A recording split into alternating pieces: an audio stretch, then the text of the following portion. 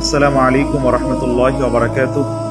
আয়েশা রাদিয়াল্লাহু আনহা আল্লাহর রাসূলের সহধর্মিণী, তিনি রাসূল করিম সাল্লাল্লাহু আলাইহি ওয়াসাল্লামকে জিজ্ঞাসাবাদ করলেন, হে আল্লাহর রাসূল, যদি আমি লাইলাতুল কদর পেয়ে যাই তাহলে কি করব?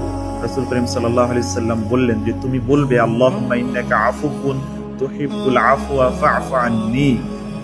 আল্লাহুম্মা ইন্নাকা আফুউন, হে আল্লাহ তুমি ক্ষমাশীল, তুহিব্বুল আফওয়া ক্ষমাকে তুমি ভালোবাসো, ফা'ফু আন্নী সুতরাং তুমি আমাকে ক্ষমা করো।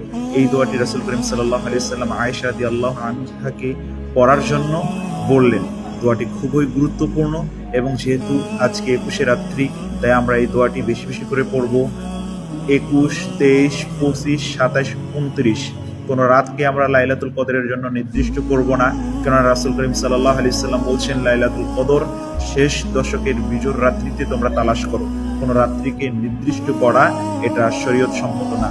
তাই আল্লাহ সুবহানাহু ওয়া তাআলা আমাদেরকে বেশি বেশি করে সকলকে এই দোয়াটি পাঠ করার তৌফিক দান করুক।